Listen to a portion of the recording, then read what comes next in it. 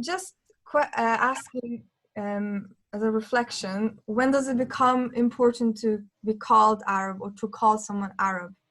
So, for example, when people immigrate to a Western country and they become a minority, then it's nice to create a bigger minority community by calling everyone Arab, and that way we are together. You know, there's that idea of now we're together and we're strong and we're not just small groups against the big society. But when we talk about, just going back to basics, like when we talk about cuisine or accents, whether we like the cuisine or whether we like the accents or not, that's when we start again separating each other. This is Moroccan, this is A, B, and C. So again, so culturally, we are different. And then, for example, from a Kurdish perspective, I lived in Kurdistan, Iraq for 3 years. I lived in Syria, Dimashq, for 3 years, and then I grew up in Norway, but I call myself Kurdish Norwegian. And then I wonder, would I have called myself Kurdish Syrian? Because I don't identify with Iraqi. And what I've experienced is that whenever Kurds have been called Arabs, it's when they use it as an argument to why we should not become an independent state, because we are part of this nation, or in other cases Turkish or Iranian. But when they kill Kurds, that's when they become Kurds again. They're not Arabs anymore. In the so I'm an actor in the acting industry. Whenever there's a casting for a Muslim character, they go Arabs. We're looking for Arabs, but I'm not Muslim. I'm Zoroastrian, and so someone who's Vietnamese would have been better for that part. But being Arab, again, because it's so like it's easy to identify, because that's, you know, you have Lawrence of Arabia. That's the title we remember. We have Osama bin Laden. Like we associate them with Islam and not someone who's Vietnamese. And so it's more who's it easy for politically as well. When you say Arab world, when you say Arabs, Islam world, I don't feel like someone's talking about me, because historically the perspective is so different from an Arab's point of view. So going back to, you know,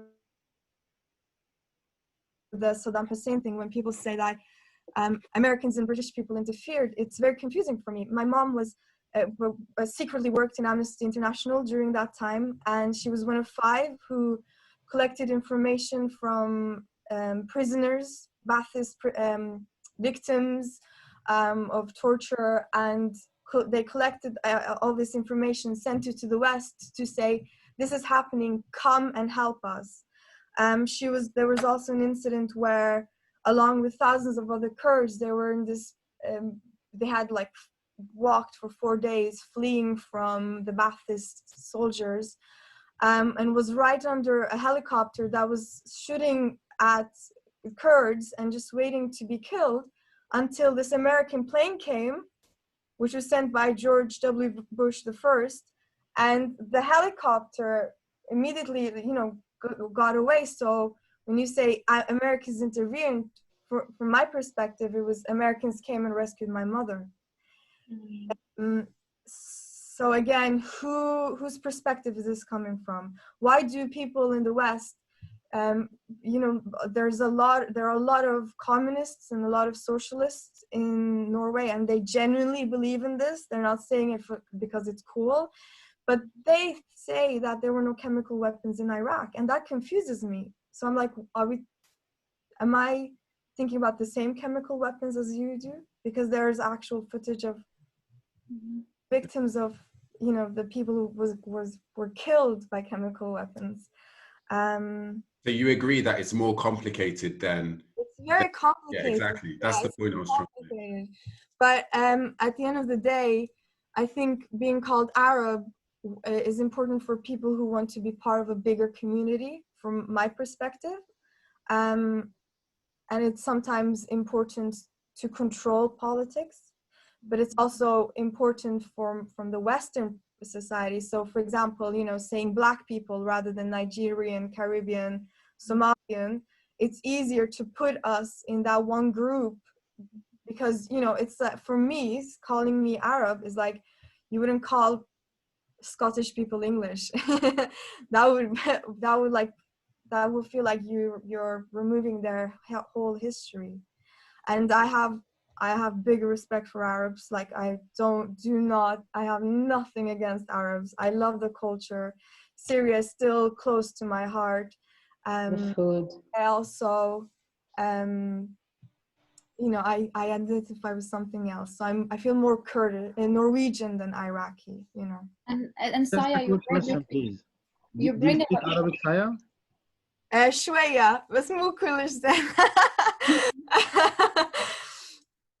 Saya, I wanted to highlight something that you brought about that's very important, and that's the inclusion when we speak about a particular region or culture. And there seems to be an understanding of culture that mostly is based on is aesthetic understanding of cultures, and aesthetic in the sense of what can come out, what can we quantify, the culture that can be quantified and seen, and seen can be tasted and can be heard. And yes. It does not incorporate the anthropological culture of that region, and that is the onion analogy that was used. And so, like, I think, I mean, this is something that I've started to find very interesting. I'm beginning research on it. Is cultural policy, drafting cultural policy, nation states. If we're gonna operate from the frame of a nation state, right? We have economic policy, we have a tourist policy, we have all policies by the state, right? But we don't have cultural policies. Not many states have actually drafted cultural policies. And so if we have more research on how can we draft an inclusive cultural policy that brings about and incorporates the aesthetic and the anthropological culture of whether that is a state, a nation, or a region. So in that case, being Kurdish is not excluded from saying Arab, and not, for example, Arab in the sense of having ethnically identified with. Okay, well, who's calling me right now? I'm sorry. No worries. You'll get the point, though. Yeah, I mean, for me, I would say I would have identified more with Mesopotamia. Mm-hmm. So, like from an academic point of view, I understand that. From a personal point of view, I would say Mesopotamia. You know, and then now modern times has become Iraq and Syria, etc. And that's, you know, respectable. Like times change, things change, but hopefully we could fix things within each other. I think now we have who's next? Angie and Layla, right? Hi. Oh, Saman. Okay. How do we book time? Do I write in the chat? Please, you can write in the chat. Yeah. I think we're gonna have to extend by 10 minutes as well to fit everything. So yeah. Okay, so we're gonna do Saman, then Angie, then Layla, and then I think Lawrence has something to say, and then I guess Luay. Sorry, after Lawrence, Jonathan. Jonathan. To clarify a distinction on something, yeah. Okay, thank you. تحياتي أستاذ حسام.